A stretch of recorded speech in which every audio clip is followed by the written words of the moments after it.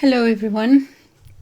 Today is the 28th of July 2024. I've been thinking about this video and what to say. I've been thinking about it all day today because I felt I had to address what you have all already seen, what happened in France in the opening of the Olympics. And I went sort of back and forth. I thought, well, you've already seen it. You have probably listened to many opinions. What is it that I can say or that I can add? Probably nothing really, but I felt that if I did one or two silly videos about my my experiences at Heathrow Airport in London and things like that, that something like this I should say something. And so I've been thinking about it all day, and I've decided to do it. I hope I can make sense of all my thoughts, if I can put them into a coherent synthesis. I have watched one or two. I have watched the videos, which apparently now are being taken out because of legal reasons and money reasons and advertising reasons and so on. But certainly one of the questions that keep coming up is, would they do this to another religion? No, it's only Christianity, certainly only, especially Catholicism.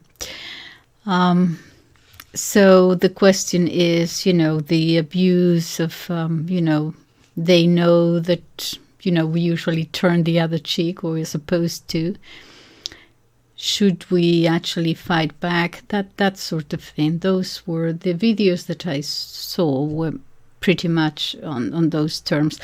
I thought, therefore, that I should do something a little bit different, and that is not different, but just looking at it from another angle. Since it happened in France, I'm going to take you back to the French Revolution and to show you that that was the beginning, that it hasn't ended. What we're seeing today is perhaps the final outcome, perhaps, because I don't know how much further we can go unless we go into, I don't know, bestiality or something. We're pretty much at the edge there. So I thought that I should look at the beginning, go back to the French Revolution a little bit. But before I do that, let me just say two things. Excuse me.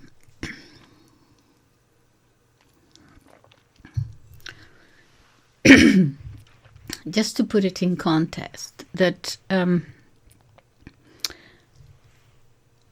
is a difference between immorality and amorality, as we know. Yes, with immorality, has always existed. Sin has always existed. But we can all be immoral at some time or another in our lives, but we can repent, we can come to acknowledge it and so on. But amorality is different, because amorality is a denial of, the difference between good and evil, between truth and lies. If you do not accept this, if you do not recognize sin, therefore there is nothing for you to repent of. There is nothing to ask forgiveness for.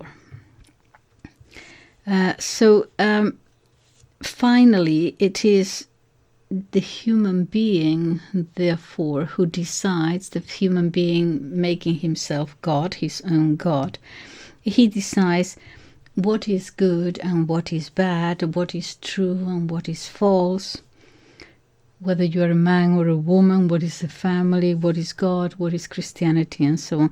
This is curious because currently it is actually the world that is telling the church, or is telling Christians, what it is that they are supposed to believe, what it is that they're supposed to do, what it is that they're supposed to say, or what not. And the problem is that the church has assumed this view of the world, and it calls for a formal rejection, but it has assumed it. I will go into this a little bit more at the end, just to say that a thing is not bad because it is a sin. Actually, it is the reverse. It is a sin because it is bad. If things were bad just because they are sins, then if I don't believe and I don't accept that something is a sin, therefore I can do whatever I want. So let me then go to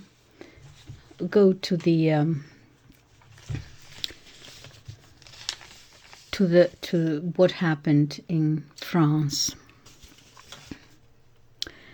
The French Revolution, because, as I said, this happened in France, and the past is not in the past. The past has not passed.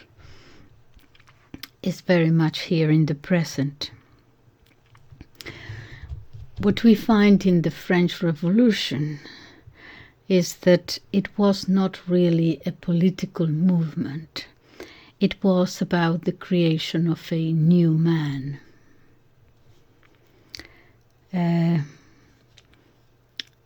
so Christianity had to be attacked, to be in France, Catholicism, the Catholic Church, Catholics, because Catholicism especially is not just about doctrine and truths and ritual.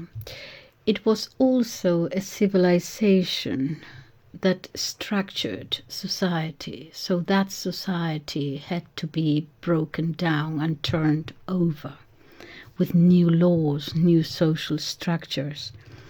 That had to be changed and create a new man. There are always three phases to a revolution.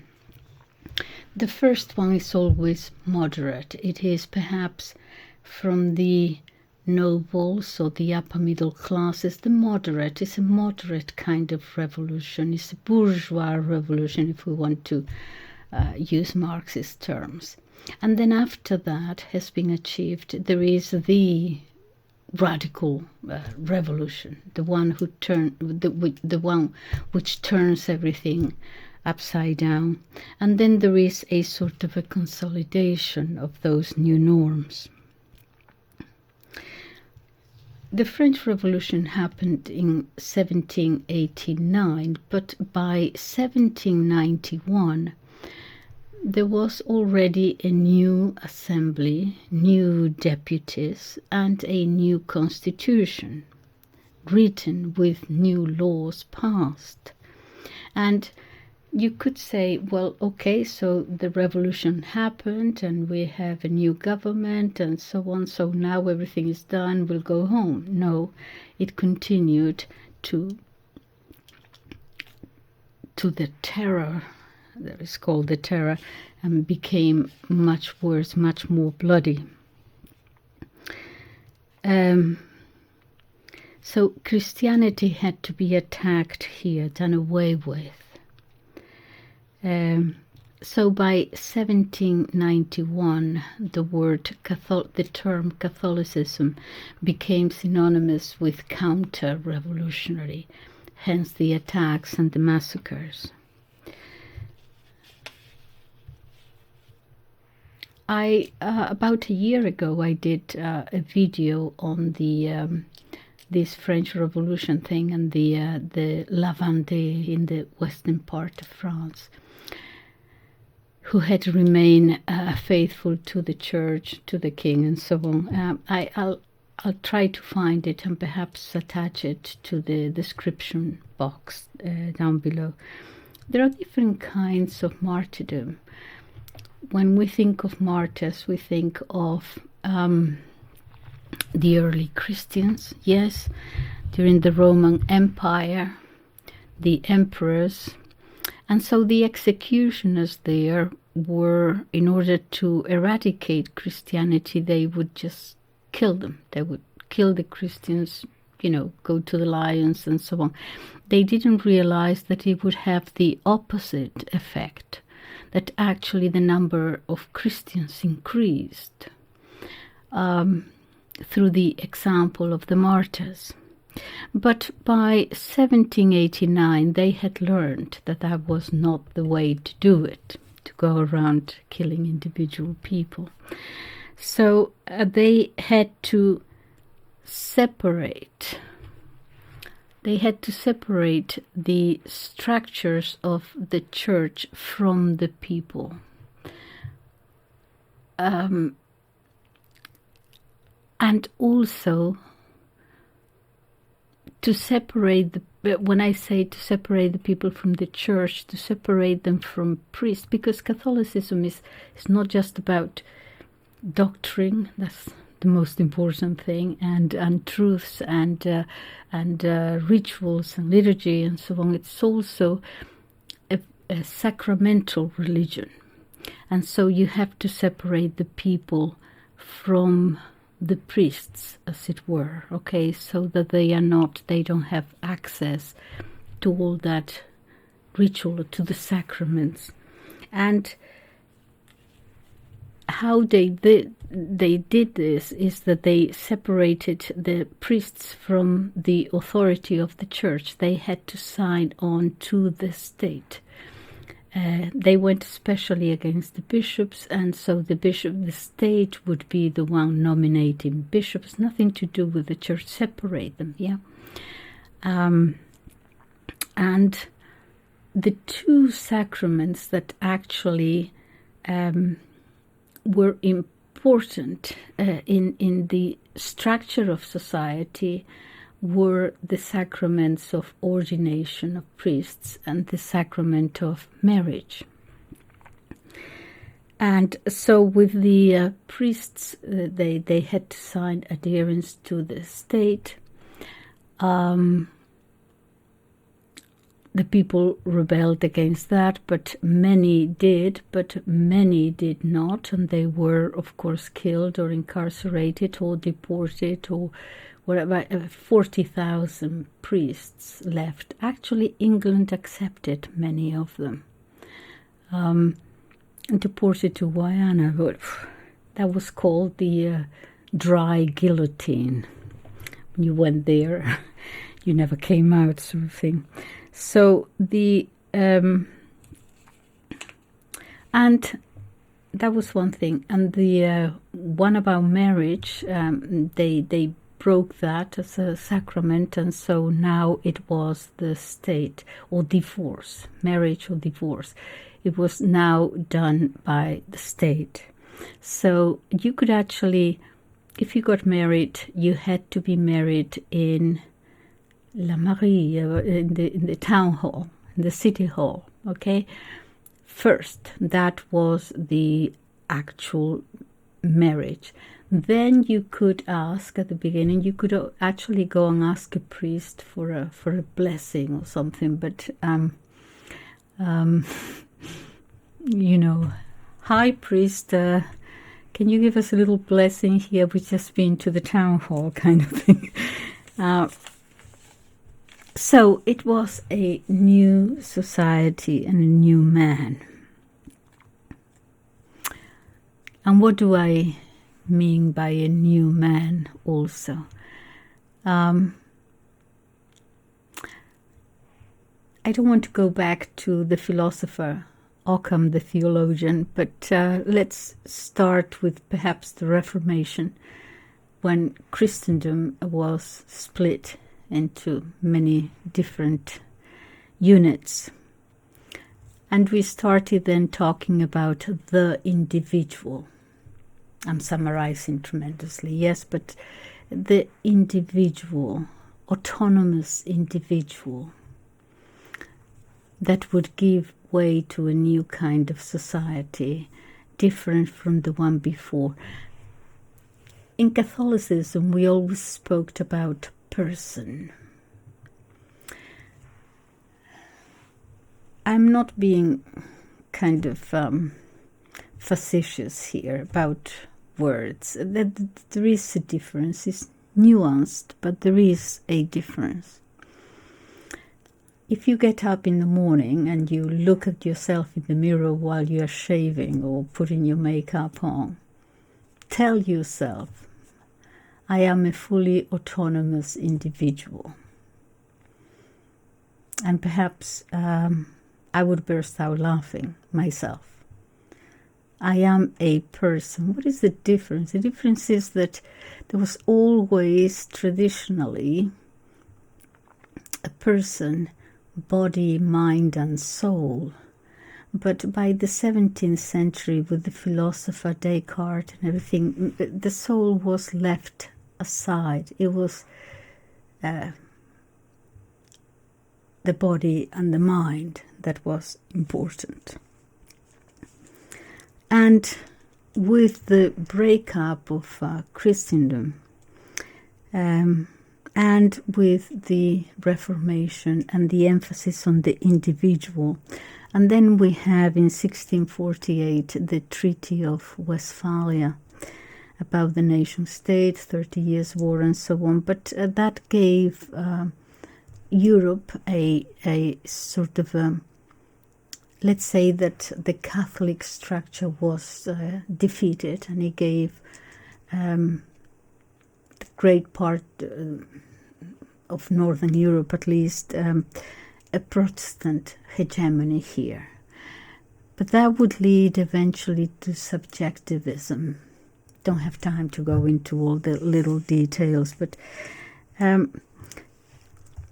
in the French Revolution, then what happened was that the state became all important. As in early Christian times, you had to have adherence to the state. Yeah, that was the major change, not to the church, but to the state. Now, the early Christians, you see, they would ask them to, when the emperors were deified, they would force them to throw incense and to the emperor, and the early Christians would refuse to do that, and that was misinterpreted in saying, you are an atheist then, and they would say, no, I have no problem paying my taxes and joining the military and obeying the laws and the traffic lights. But let me worship my own God. Let me keep my conscience. Yeah.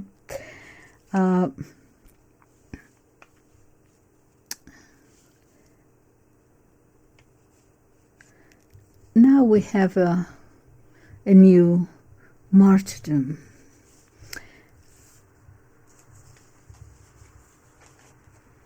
Because I'm going to read you a very short paragraph from a priest, Emery, who actually wrote to the people. The priests were being expelled and so on, and he knew that what was coming was going to be much worse than when he wrote what he wrote.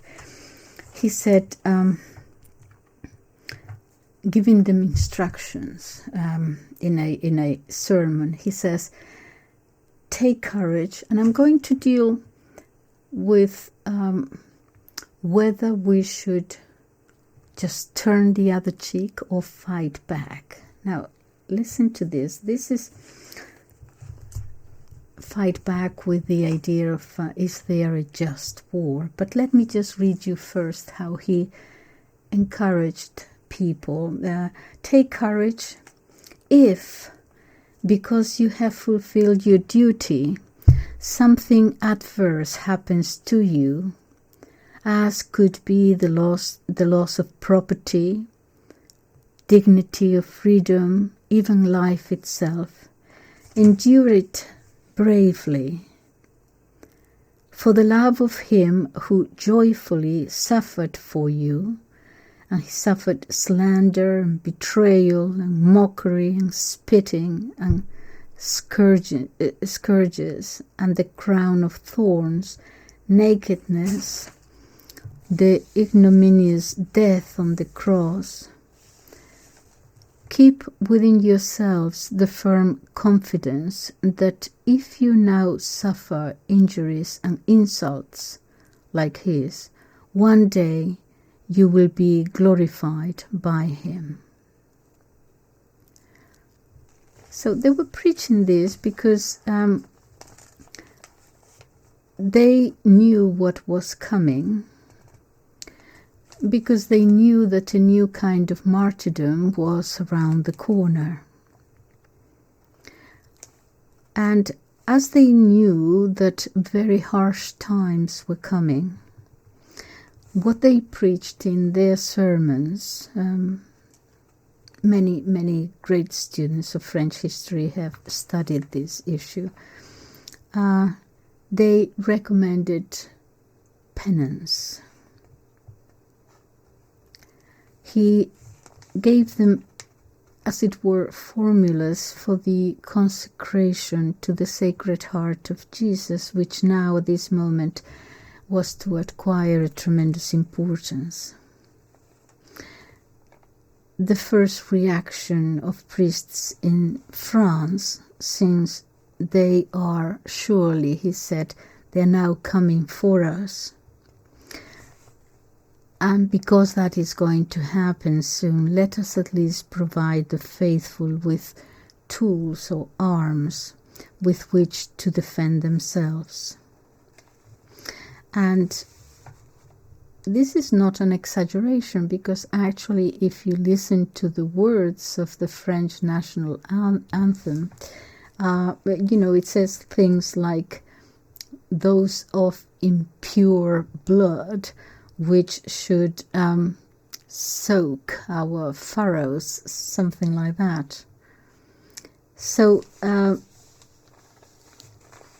great militarism here for what's supposed to be a liberal democracy. You remember it was liberté, égalité, fraternité.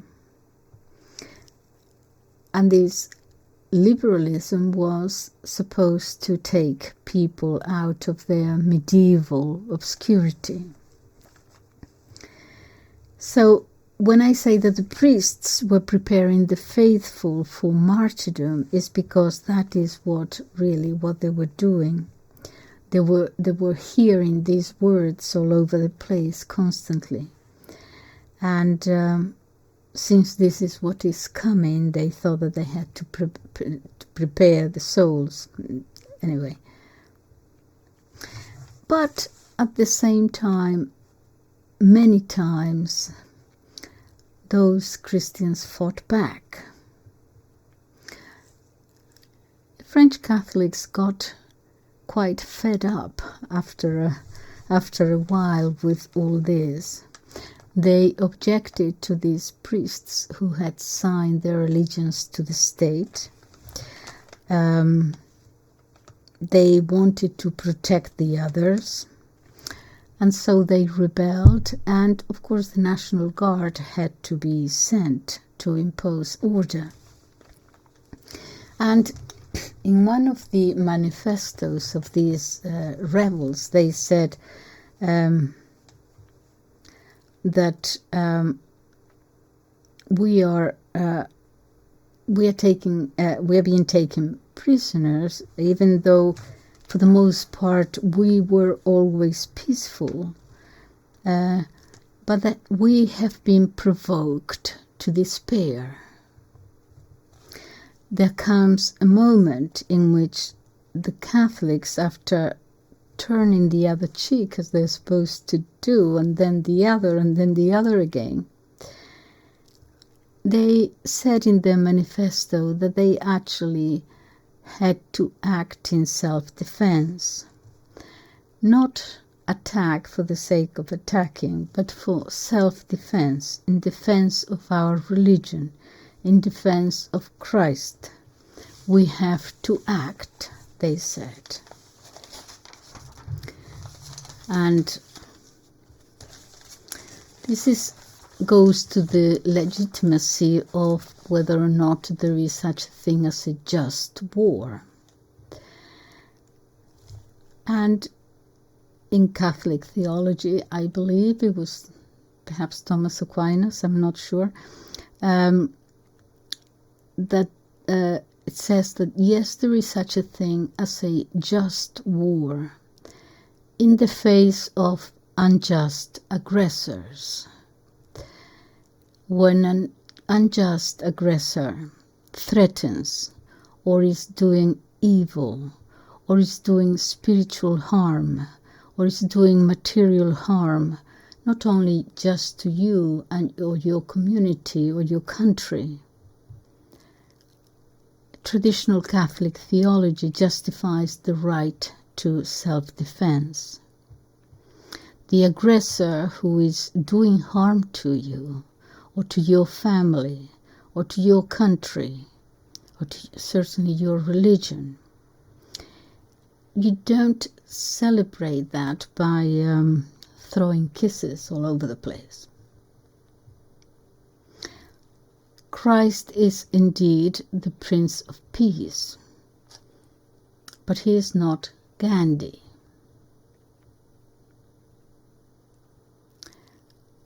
We believe in the incarnate Son of God. Not Gandhi as a pacifist. One thing is to be peaceful, another thing is to be a pacifist. And one thing is to be rational, and another thing is rationalism. And one has the right to defend one's beliefs. And in their manifesto, they said, we are submissive. Well, this is in bad translation of the French. We accept, basically, the laws. We obey the laws. But we are indissolubly united to our religion, and we shall never recognize the priests who have taken their oath to the government, the intruders. We beg you and conjure you and even demand that you, in the name of the Constitution you have sworn to leave our consciences free. In other words, just leave us in peace, will you? If you say that there are civil and political rights, do not violate them against us. You know, even the great Talleyrand himself, the politician and diplomat, actually said it once in confidence. He said, how is it possible that the Enlightenment has ended in an anti-religious sectarism, in such a thing as, anti-religious sectarism, the Enlightenment ending like that?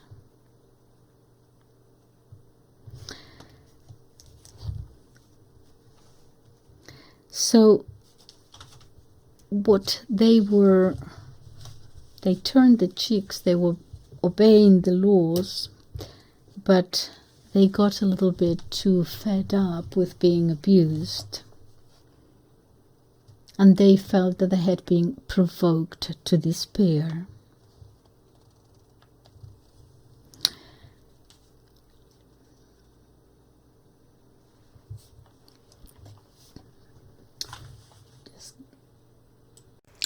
The problem was, you see, that before the revolution in Christendom, the laws were all Christian laws. And now in that same country, they have turned not to non-Christian laws, but anti-Christian laws against God, and then against those who believed in God, and then against man himself, being a creature of God. Hence the persecution.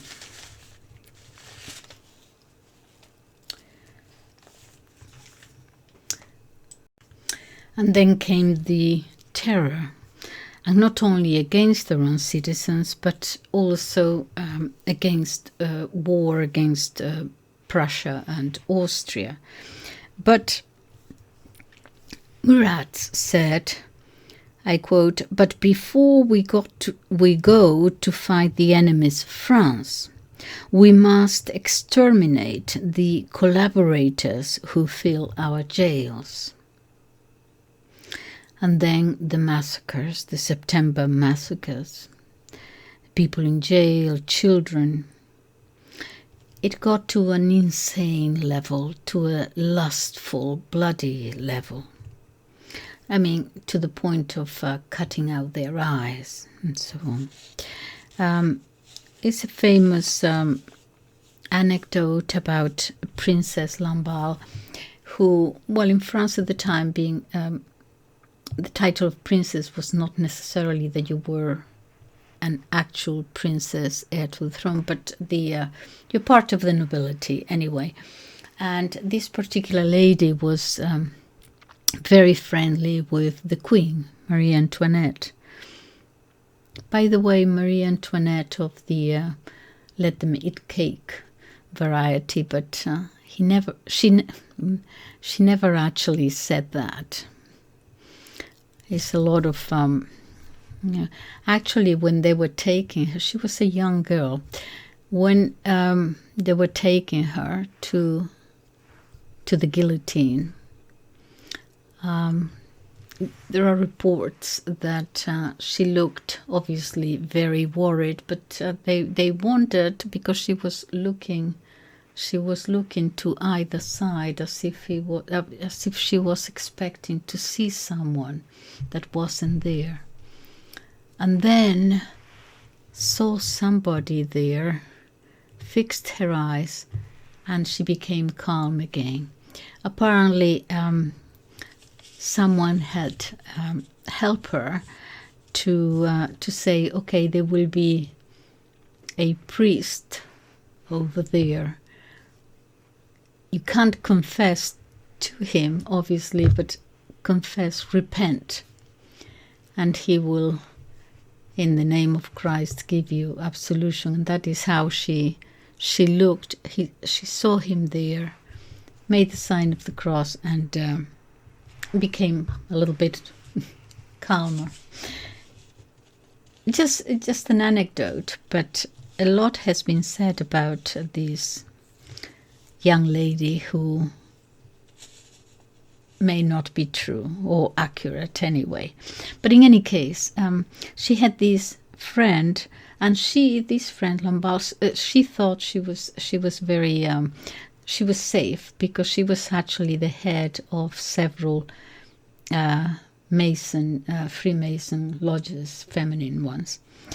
But no, she wasn't, and she escaped to England. But they kept corresponding, and what they didn't know is that their letters were read.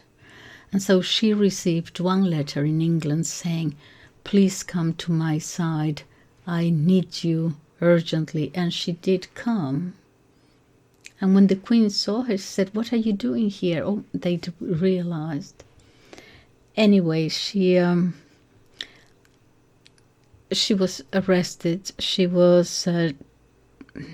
They did all kinds of things to her, very humiliating, and just to show you the horrors, just the lust for the sake of lust, really. They cut her head off, and before they put it on a pike to be shown around the streets, they actually took the head to the hairdressers, to the coiffeur, to Just anecdotes like that to show you the brutality of when things get out of hand to that extent. In the new assembly, the new deputies, before many of them regarded themselves as deists, they believed in a god, some sort of god, somewhere there very far away. But when they came before the revolution, Robespierre himself considered himself at the beginning a deist. But when they came to the assembly after the actual revolution, they all confessed that they were atheist. They were atheist, and they actually were a little bit presumptuous, showy about it. They believed themselves to be some sort of... They admired antiquity and paganism, as it were. So they believed themselves to be the new Cato or Brutus or someone. But anyways, you see the dress of the ladies, and you see the hair, the wigs of the men, as a move towards back to paganism, which is where new modernities always take us, to paganism. As for the separating the people from the priests could get, they went to, many emigrated, as I said, many came to England actually, and were welcomed here. Many also stayed, but of course hidden in catacombs, if many deported. But if caught, they could, I think the punishment was 10 years in prison.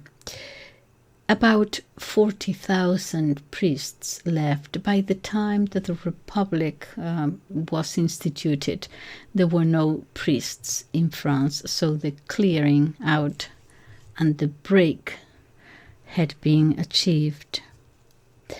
But even for those who had sworn allegiance to the state, and for all the others, they only needed 20 people, 20 signatures, we would say today, accusing a priest of causing problems. Very indefinite, that, causing problems. And that would send them to jail for 10 years. Causing problems, how do you define? It's like now hate crime. How do you define hate crime? They come and arrest you for a hate crime. Why? Who do I hate? Miss Jones across the road. No, I saw her yesterday. I said good morning. Yeah, but the tone was not quite right. It might not be an exaggeration. We might be getting in trouble not only for saying or for thinking, but also for the tonality of our voices. Who knows in the future?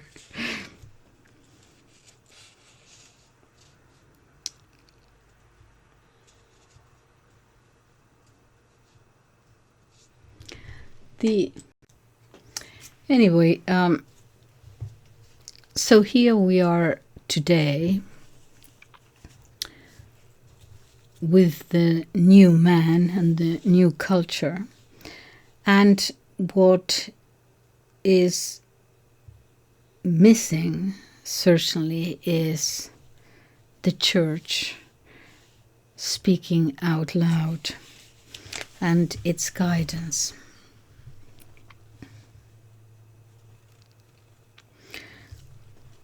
There is we notice the inaction of the church.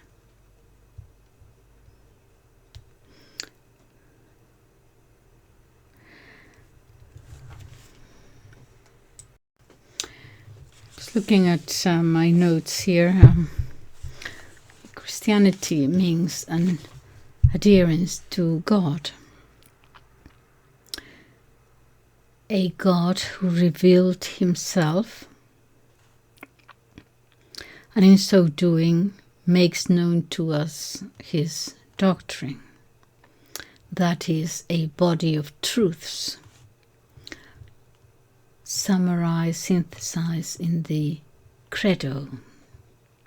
Not a series of relative truths that can change with the times, and they are there sort of floating up in the clouds.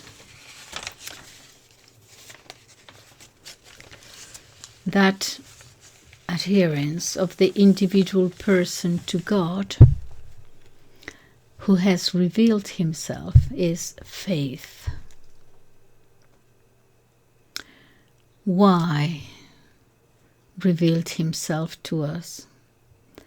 Because man was incapable of knowing those truths in their true depth by himself. A person who has no faith can very well come to realize through a correct, healthy exercise of reason. He may come to the realization that yes, there is a God, and that God has to be one, logically, because if there are several gods, he would not be God, infinite, because one God would end where the other begins, kind of thing. So a person without faith can come to that conclusion that there is a God. That, for example, the whole universe has not been, you may come to that conclusion, the universe has not been created through a chain of coincidences, practically infinite. And that, yes, there is an ordering intelligence. In your house, if everything is in its place, the plates are here, the cups are there, they have not ordered themselves by themselves. Your clothes are organized and folded, each thing in its place. They didn't come to be organized by throwing everything up in the air and then each falling in their right place, like Mary Poppins. But this is my point. You can get to that knowledge of God and natural knowledge, but that is not enough to know or to have an intimacy of God. In Christianity, God in the three persons. His Son incarnated as man in the world, a God that became like us. And as I said in the previous video, he became one of us for our health and our redemption, as an act of love and as an act of sacrifice to the Father, an infinite sacrifice forever. And men judge him less than man and killed him like a slave or a common criminal. I said that in my last video. But that knowledge comes from revelation. And what do I mean by intimacy? We can know someone, our neighbor, superficially, but only really get to know him in depth when that person opens himself to us, to you, to me, makes himself known to you, opens his heart to you, and shares his life, his way of thinking with you. Which means also that you have to keep in touch, that there is a dialogue going. That is what prayer is, a dialogue. It's not just coming to ask for favors when you need them. And so what happened in the last 60 years was that content of faith, that adherence to God, was substituted for sentimentality, the experiencing of things. Perhaps in groups, I have to experience. So faith has been reduced to feelings and to sentimentalism. Someone said we believe because we love. Well, there are people who love and don't believe. But the problem is that, I won't go into this again, but I have said it many times, that the Catholic Church has been infiltrated, as you know. And so the world is dictating to the Church its values, no longer virtues, values. And the Church has assumed them. And the idea of combat and battle, spiritual combat, and the Bible is full of combat, even the Song of Songs. But after the World War II and all that, and Vatican II and so on, this idea of battle banished.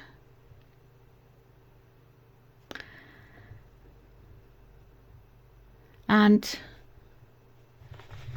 as I said, Christ was peaceful, but not a pacifist.